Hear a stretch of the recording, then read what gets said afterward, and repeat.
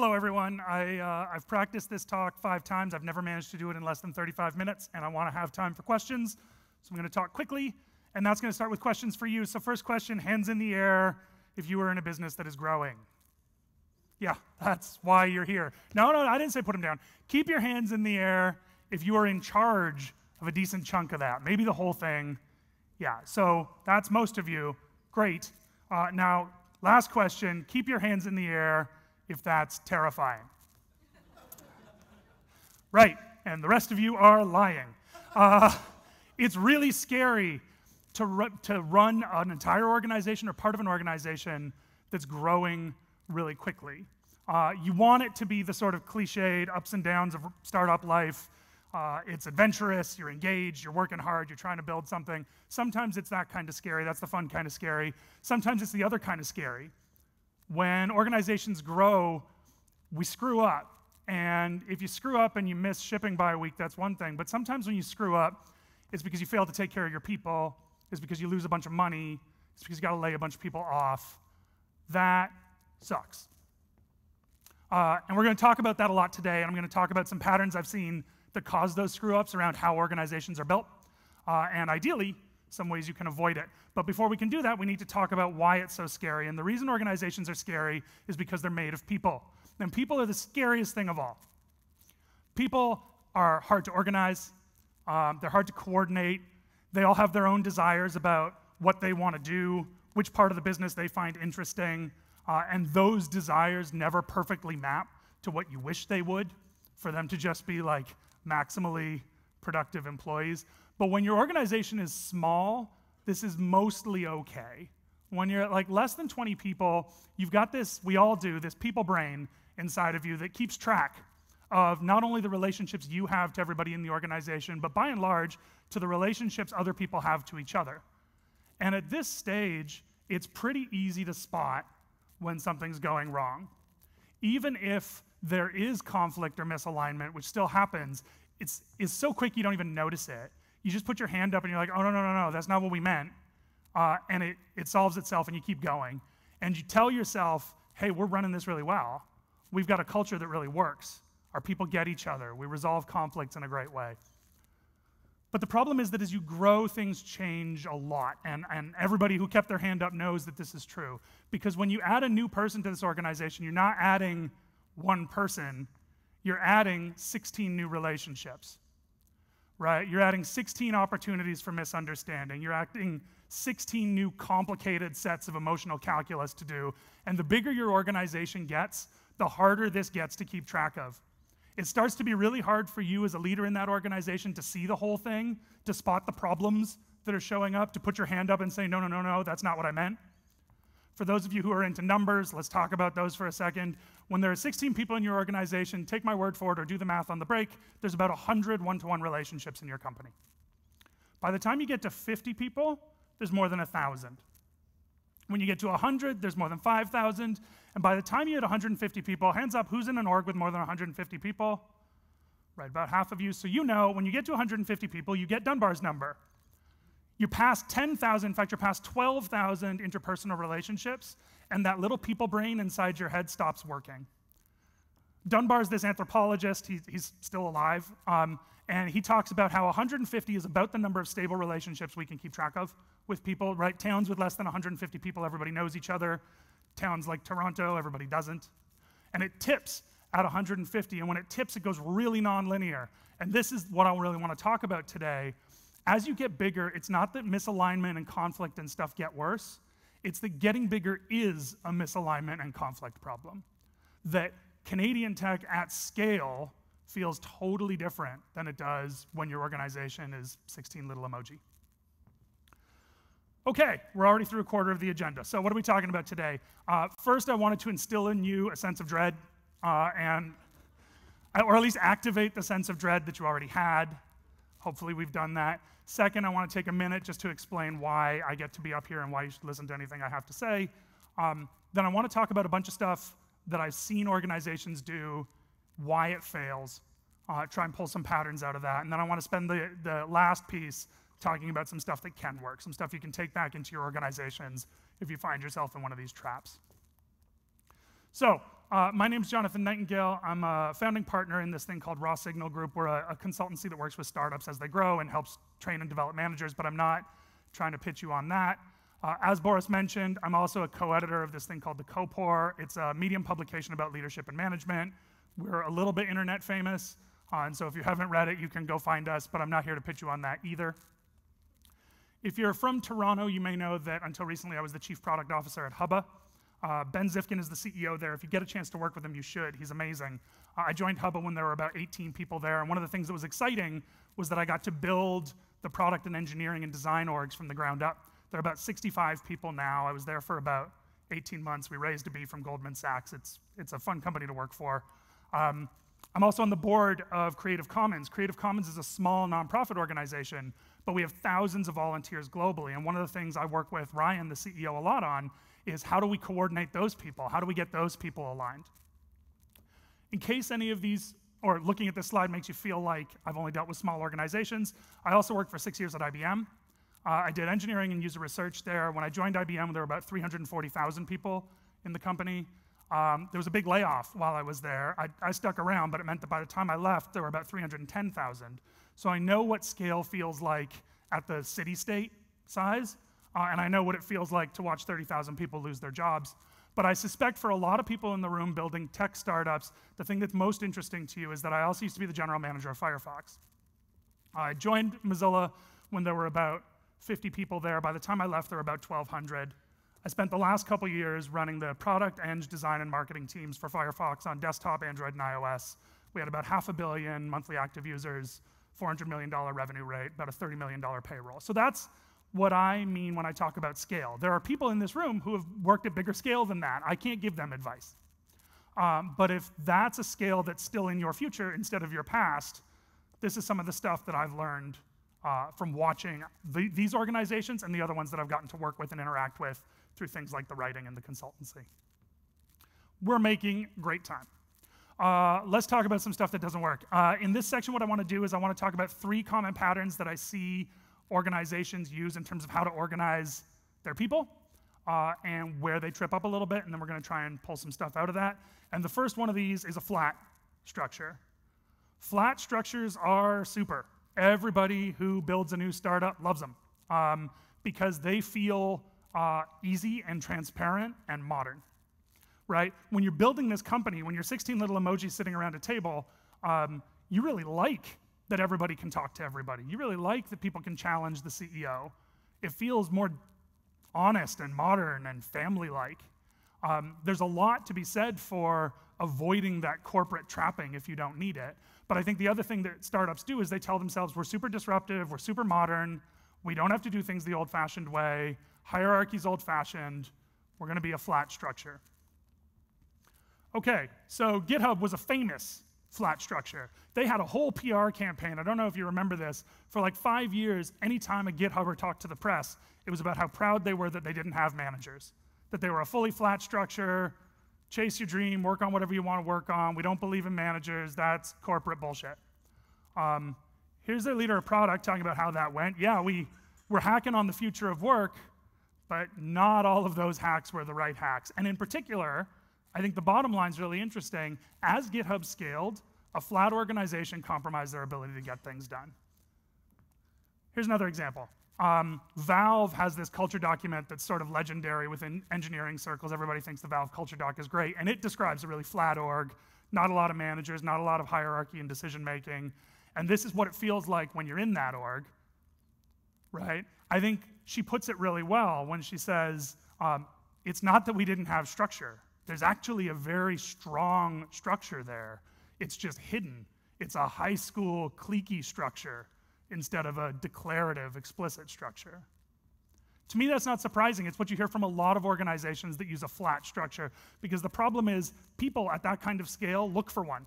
If you don't give them one, they're going to create one. And so when you take away the explicit power structures and the explicit rules about who makes what decisions, all that happens is people fill in the gaps. Now it's about who goes out on smoke breaks with the founder. Now it's about who looks like the founder or went to school with them or was their roommate, right? It's not that the structure doesn't exist. It's just that you're not invited to be a part of it. And the bigger you get, the harder it gets for new people to understand how to plug in.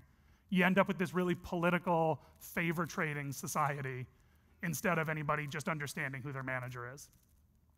The other thing I want to call out before we leave this, because I'm talking to a group of leaders, is that a flat structure like this, where you pat yourself on the back for not having management, allows really shitty things to happen to your people, particularly at the margins, right? I played the GitHub quote about like, oh, it's hard to get things done at scale, right? There's also a bunch of articles from a couple years ago about how hard it was to report sexual harassment at GitHub because nobody was trained to take it seriously. Nobody knew what to do with it, right? It's stuff that we should feel accountable for doing better on, and it's something that a flat structure makes really difficult. Okay, let's say I've convinced you. There's another group of people who are like, yes, management's great. Let's have management. Let's have a ton of it, right? And so what they do is they say, yeah, we're definitely going to have like functional managers for everybody. You're going to report to your head of engineering or your head of marketing or whatever. But we can't expect those managers to also carry all the strategic work we're trying to do for the business. And so what we'll do is we'll create this matrix where you've got your functional manager that you report to, and then you also have a set of strategic leads or program managers or whatever that you're accountable to. And that way, we've got management on both axes. That way, we make sure we cover all our bases. So I found this quote interesting. This is from Philips, Germany. They're not a tiny little organization. If this is the right structure for them, they can invest in it. They can hire the people for it. And what's interesting to me about this, in part, is how slow they feel it is, right? They talk about we need very short communication lines. We need quick decisions. We need to be adaptable. And having all these bosses that interlock and have different reporting chains makes that really difficult. What I find even more interesting is this comes from a McKinsey report written in 1979. So like, this is 40-year-old news, and the competition and agility and adaptability that they're talking about predates every problem you have around like new competitors showing up overnight, around incredibly low barrier to entry and access to global scale IT, right? If it doesn't work for Philips Germany in 1979, ask yourself some hard questions about why you think you're going to be able to make it go that much faster. To me, it's not so surprising. You can't use structure to fix the fact that your managers aren't connected to the business, because it's totally fair game to say your VP of engineering should understand what the strategy of the business is, right? It's totally fair game to say if we're paying someone to manage a group of people, their job is to make that group of people more effective. Their job is not to be their therapist. Their job is not to be their camp counselor. It's often the case that great management of intelligent people involves talking about feelings and sense of direction and where I want to take my career and how I sit into the overall narrative. But your job as a manager is to make your team more effective at the things the business needs to get done. So when you punt on that and say, oh, our managers are good at care and feeding, but they can't do this strategic thing, we need some other people to do that, you've basically said, we're bad at this kind of management, so we're going to add more management to it. It's not a recipe for winning. And then there are people, click, who take it to the next level. How many people here either work in a holacratic organization or at least have read about it? Okay, that's a good sign. So for the rest of you, Holacracy is actually, I'm just using it as a stand-in for a lot of modern management sort of technology. Holacracy is this pitch that, hey, hierarchy's dead, but unlike the flat structure, which we get doesn't work, the reason hierarchy is dead is because these days our workforce is distributed. These days people want individual identity to show up at work. And so what a holacracy says is no formal reporting chain like a pyramid. Instead, anything that has to happen in the company, you get a circle of employees together and that circle figures it out. And if that circle needs to work with other circles, you have these things called links that connect them. They describe the whole holacracy textbook as an operating system for people. And if you go digging, once you know this secret code word, you find all kinds of companies do it. Zappos is sort of famous for doing it. Medium was famous for a long time for doing it too. Here's how they talk about it. This is in a post, a 3-minute long read on Medium, where they explain that they're leaving, that they're not going to be a holacratic organization anymore. And they bend over backwards in the post to say it's not Holacracy's fault, it's not working for us, but like, it's not them, it's us. Right? And everybody who tries and then abandons it has some version of the same thing, and the punchlines are always the same. It's really hard and time-consuming to get alignment, particularly as you get bigger. I really like the line here that I should have bolded that says, it exerts a small but persistent tax, both on our effectiveness and on our sense of connection to each other. to me, this isn't surprising because I come back to it a lot. There's a quote from the Drucker Institute: management is not a progressive science, right? We're in tech, we're really addicted to these breakthrough 10x, everything's different tomorrow than it was yesterday approaches to how we solve our technology problems. You can't solve people problems that way. The internet is new, people have been around for a while. It's extremely unlikely that you're gonna find some breakthrough that makes all the problems of traditional management go away. And it's exceptionally unlikely that you're going to do it while also trying to build a business in a competitive context, worrying about your fundraising and how you recruit. The best I can say for it is that you're taking a big risk if you try and take something like this on, particularly if you're not a world-leading expert in how to manage people. The worst I can say is you're gonna piss off your people, you're gonna churn them through, and in 6 months you're gonna write some 3-minute read on Medium about how you're walking away from Holacracy.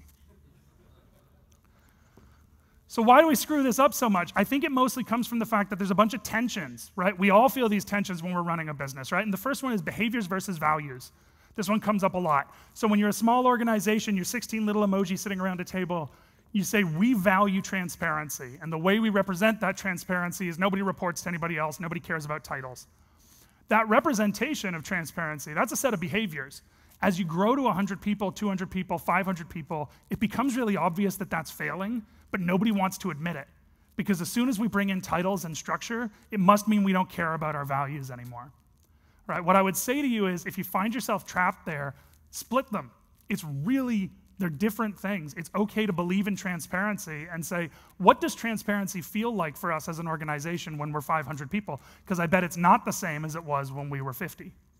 Right? When you make that distinction in your head, you start to be able to think a lot more clearly about, why am I so wedded to a system that's clearly not working? Right? It turns out it comes from a different place than you think it does. You're not allegiant to the structure, you're allegiant to the motivations behind it. Those can stay.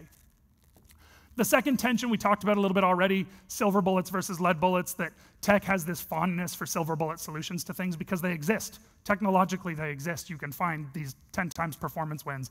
It doesn't work with people. I won't belabor that point. The third is structure versus skill.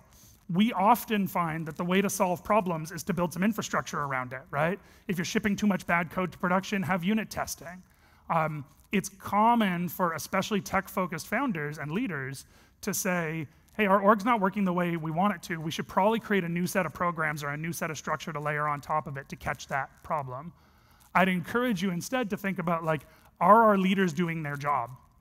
Can we go out and talk to your peers in industry, people who work at other companies, and say, hey, what's realistic to ask a director of eng to be capable of?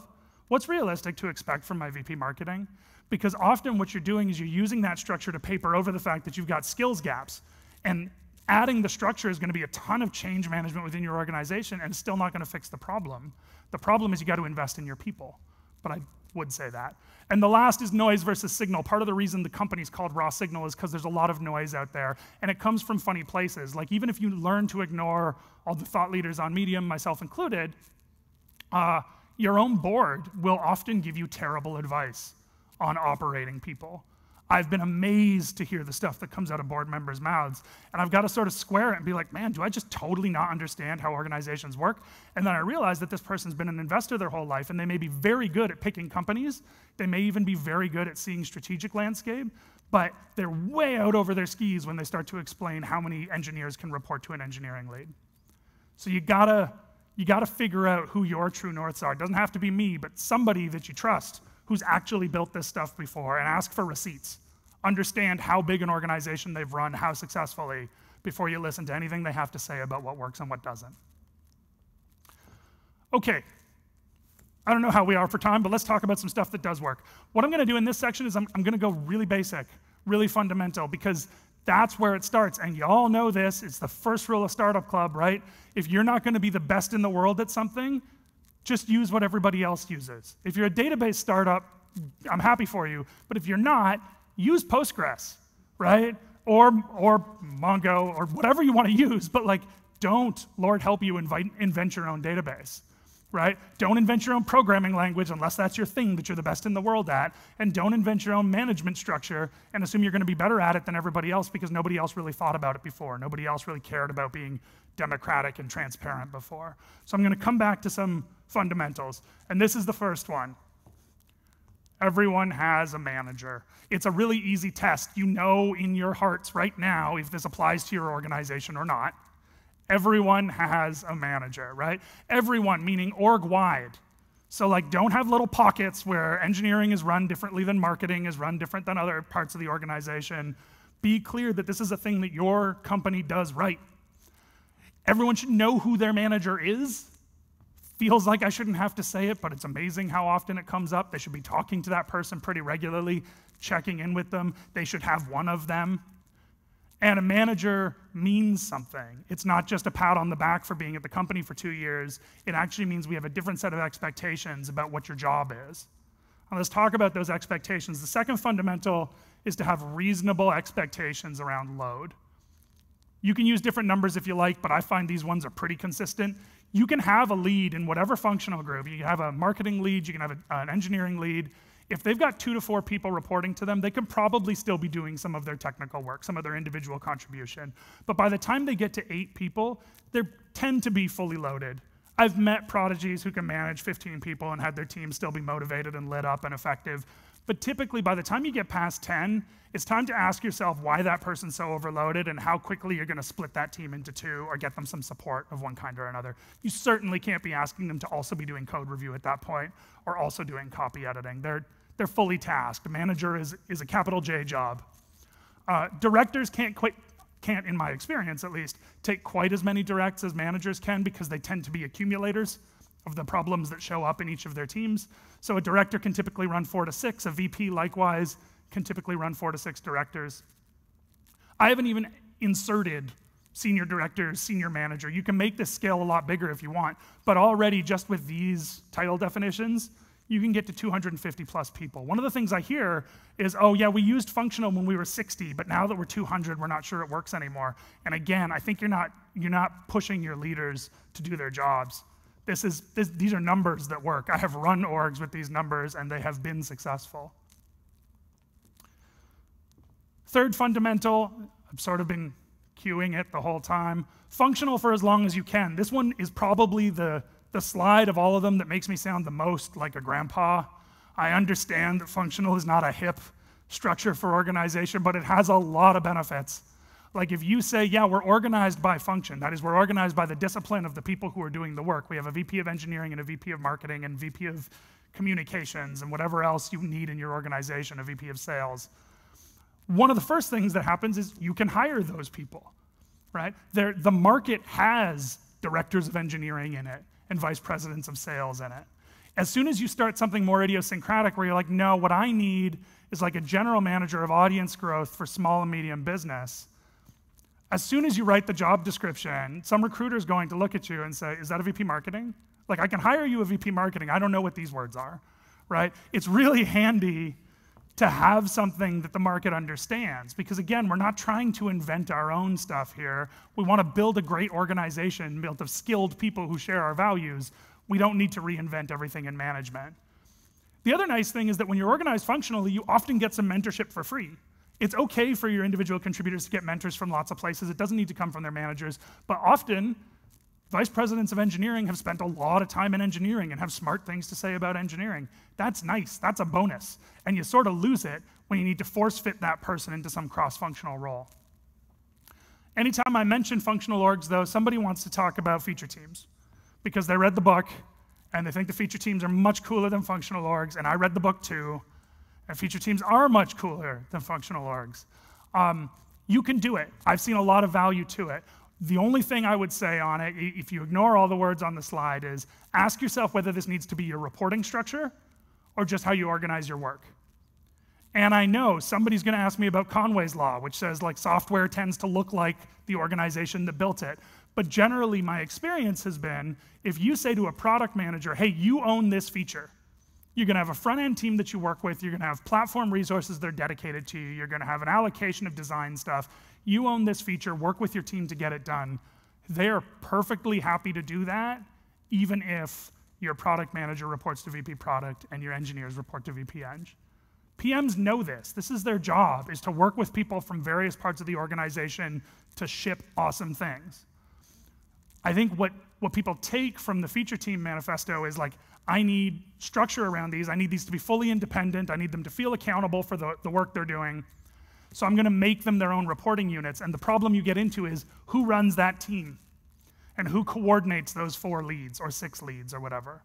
The other problem you run into is over and under resourcing. As soon as you make it an official part of the org structure, how many designers does each feature team get? Right? Because the team that's assigned to redo the homepage probably needs 6. And the team that's changing the cadence for some of your transactional emails probably doesn't need any. And so for anything that isn't basically straight up front-end engineering, you end up with all your other people moving between teams all the time, or else you end up hiring a ton of redundancy and still overworking them during burst periods because you say, no, no, no, every team needs to have a designer, whether they like it or not. It's not a great structure. So ask yourself if it's really doing the job you need it to, but like, I would say that because I'm a grandpa. Okay, 4th fundamental, explicit ownership. Org structures do a great job of giving you a lot of this for free, but you can, as leaders, you can do it yourself with your mouth parts, right? You can sit one-on-one with a person and say, hey, Azar, I would like you to take ownership for this piece, and it works. It's okay.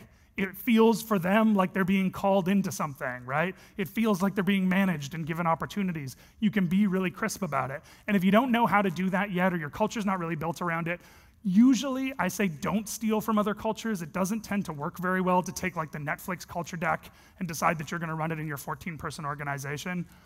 But I have found that Apple's DRI framework, which I can't talk about now, but you can go look it up, ports exceptionally well. I've met half a dozen organizations that use it, and basically what it says is anytime a group of people are working on a thing and it gets that smell in the air like, hey, this is cross-functional and has a lot of moving parts, they've all developed an instinct for it, and one of them will put up their hand and say, I'll be the DRI for this.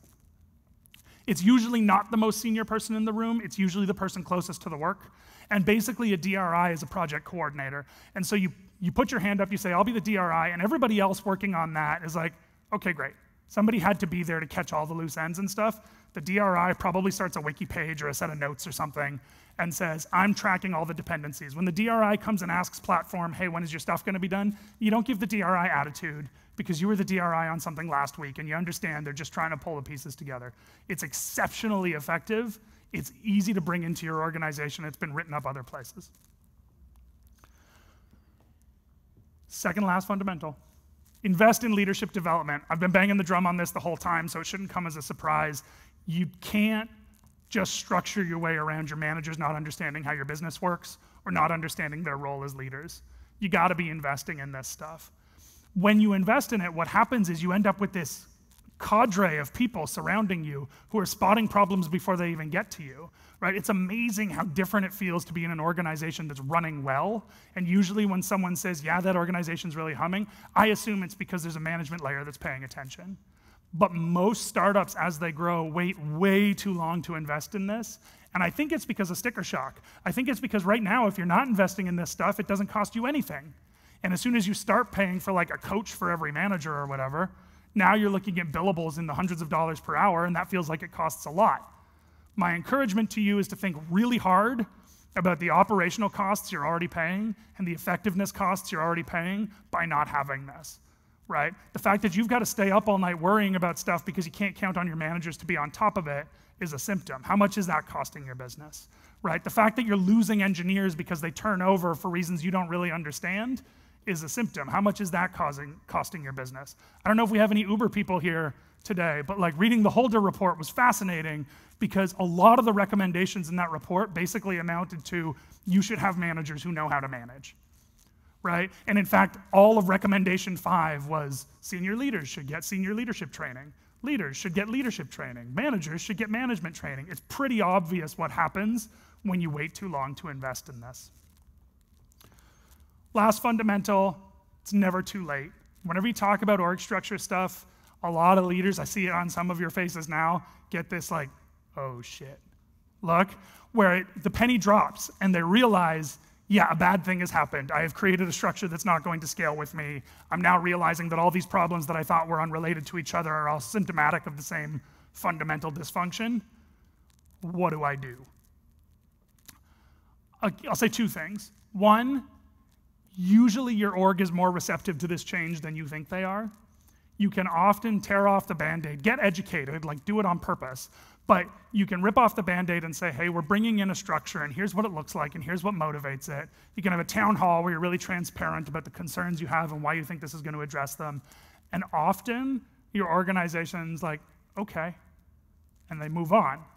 If you're confident, as I'm sure some of you are, that that will not work in your organization, that your organization will explode if you suggest that you're reorganizing them, my encouragement then is to find one team to start. In a software company, it's often the engineering team.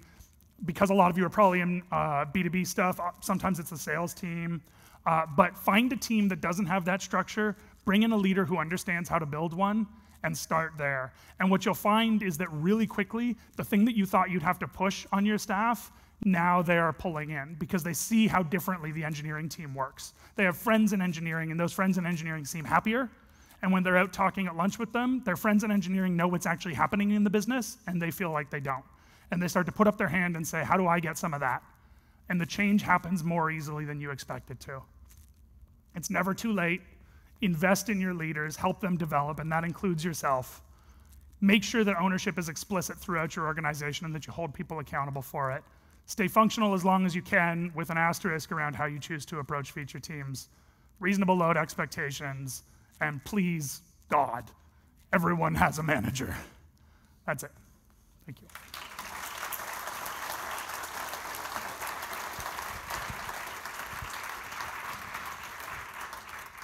Thank you, Jonathan. And time for questions.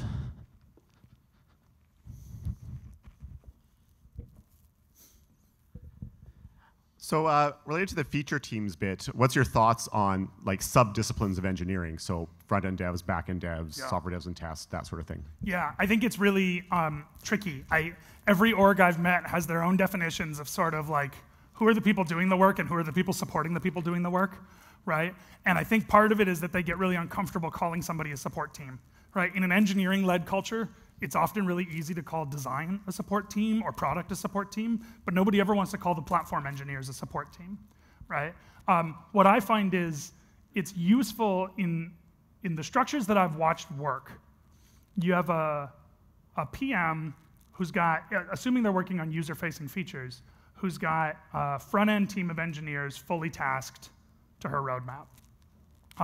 Particularly as you're growing, it changes when you get to Shopify scale or Facebook scale. I'm not trying to give them advice, but like particularly as you're growing from dozens to hundreds to small numbers of thousands, it makes a lot of sense for your platform and services development to be a shared layer because there's so much that can go wrong there. I think once you get to continuous deployment and every developer can own their stuff as it moves into production, that's really healthy, but that's not been my experience in most small scale startups. And so as you're growing, I find it's really useful to say, the front-end developers that are building the thing for users are assigned to their product manager. They don't move, and there you really do have to make a resourcing decision about how ambitious is this roadmap, how many engineers does it need, and then the PMs between them have to develop a shared sense of priority around how they're going to use people like platform engineering or designers, and to some extent test as well, to allocate resources to get everything done. The PMs hate this. When you first tell the PMs that that's what they have to do, that they have to negotiate with their product management peers, they don't behave well. It takes coaching. Because mostly what they do is they feel like if they're friends with the platform engineers, their stuff gets done faster, and every product manager wants to move their roadmap, right? But if you hold them accountable to it, if you've got a head of product who understands the value of it, you kick them and you say, hey, product managers, your team is not your front-end engineers. Your team is you and the other PMs, right? Together, you're the ones that set where our business is taking our software. If you can't get along nicely, we're going to coach you very hard or manage you out of the organization because we need a consolidated roadmap here, right? I think one of the things that's very wise about how I've seen Facebook approach things, I've got a bunch of friends there, is that they do not use this approach because they're so gigantic that asking hundreds of PMs to produce a consolidated roadmap makes no sense, right? But solve that scale problem when you have that incredibly fortunate scale problem. Right? I think when you're moving from single PM to a small group to a larger function, it makes a lot of sense to ask the PMs to co-prioritize on the shared resource. But like I say, I think different VP engines will tell you that platform needs to be assigned to every team, or that every team needs embedded QA in order to get their jobs done. I think that tends to be more situational than structural. Hi. I think you kind of answered my question. I want to drill in on feature teams versus functional teams and your earlier comment that to avoid matrix org structures. What I've seen is that that product manager or the business sponsor of that product manager can become another boss to the, say, the engineering team. So any insight there? Yeah, I think that can happen, and I think mostly you need to be really clear as a leader that that's not what you're creating, or that is, right? Which I know is me punting and saying, oh, everything is better if you have strong leaders, but everything is better if you have strong leaders, right? So if your engineers know their boss is their engineering lead, right, and that their team collectively is working on the roadmap that comes from this PM, I think it tends to be okay as long as that PM understands it too, right? I have totally seen PMs who are like, well, if you don't do this, I'm just gonna go talk to your boss about it, and try to insert themselves as a separate manager for every engineer on the team. It doesn't work. One of the things I think is wisest about the agile methodologies in general and Scrum in particular is that when you're talking about velocity, the minimum functional unit is a team, right? That it's actually like against the rules to talk about an individual developer's velocity. I always thought that was interesting, and I struggled with it for a while, and I'm like, why not? Like, we know how many points they committed to, we know how many they shipped. But it helps reinforce this idea that if you've got an engineering team, the manager of that team is accountable for the effectiveness of that team, full stop. If you're a PM, build a roadmap that ships 30 points every two-week sprint or whatever, that's fine. If the team can't ship those 30 points, it's fair game to say to the eng manager, your team isn't shipping 30 points. You can give the eng manager feedback and say, I've noticed that Tim hasn't shown up for the last 2 weeks, that's fine. But like, it is not your job as a PM to manage those engineers, right? That's a conversation with the engineering lead. And they should feel accountable for it. They actually shouldn't even need the PM to shove them too hard before they're like, yeah, I've been worried about it because it's creating a drag on the team and here's what I'm doing about it. But I think you do need to be crisp. Everybody has one manager, and lots of people try to nation build by saying, oh, I'm not your manager, but like I would definitely like to tell you what to do. Yeah, it's leadership's job to walk that back. Yeah, we don't hand that out. So I think sorry, I'm right behind him. Oh. The presentation was interesting. There's a lot of cool things that you talked about there. I'm trying to figure out when you want to start thinking about implementing some of these things. It's kind of, we're all software folks, and we tend to implement things only after they break. And sometimes that's the right thing, right? So we were just arguing about Shopify being a monolith, and I'm like, that's fine at $8 billion market cap. That's when I want to worry about that, not earlier. So there's some of these things. Do you have like a roadmap where you think about it at 20 people or 50 people? Because there's lots of examples of things breaking, and potentially that's the right time to solve it, right? I remember talking to the VP of engineering at Twitter, talking about how he had 80 direct reports before they broke it into different groups, and that probably worked for them because they were trying to move to some certain speed. Yeah.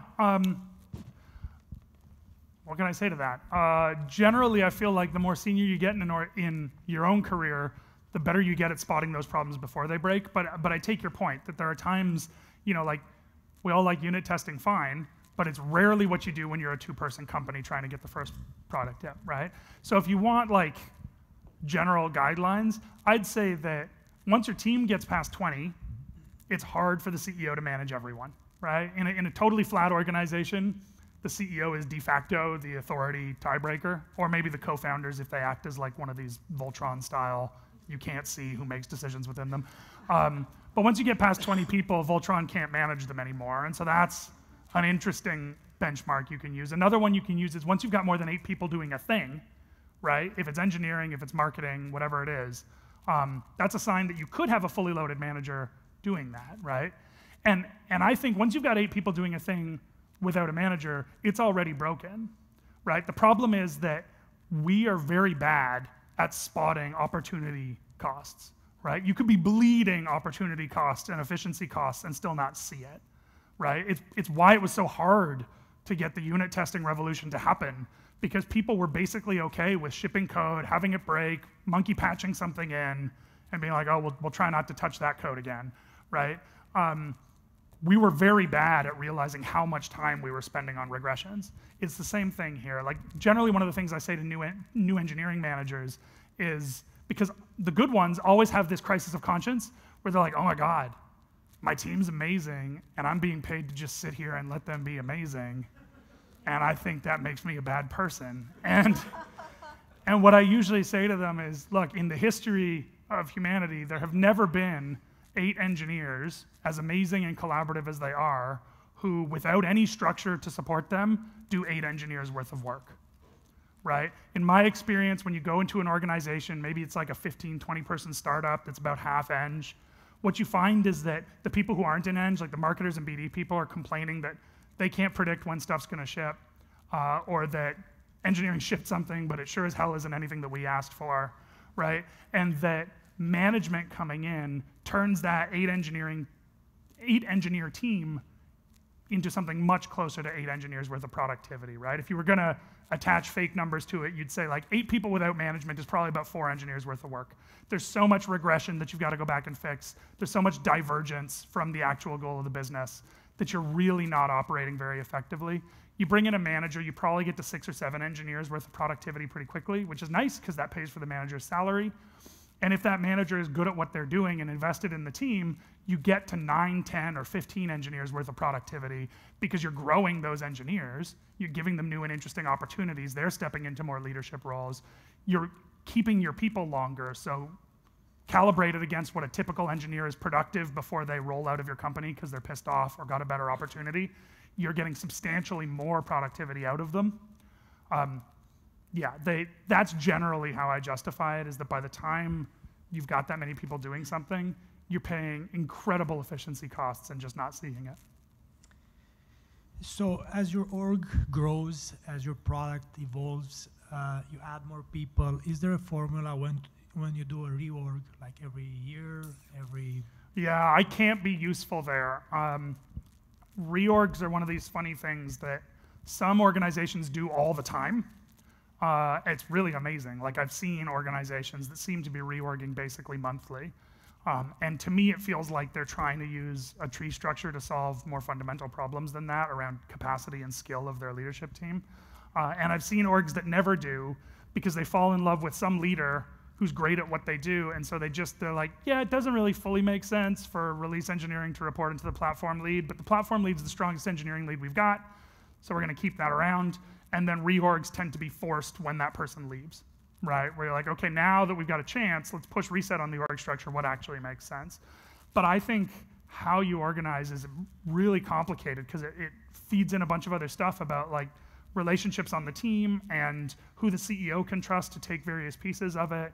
And you know, if you've ever led other senior people, you know, they all have their own ambitions too, right? The directors all want to be VPs, and if you indulge in reorgs too often, they're going to grab onto that and say, well, while you're moving everything around, I would like a VP title and a yacht.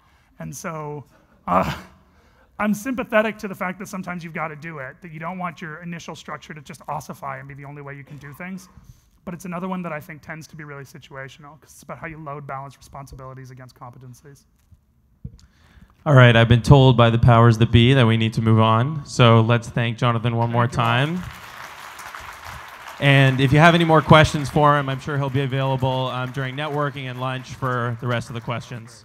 Thank you. Thank you.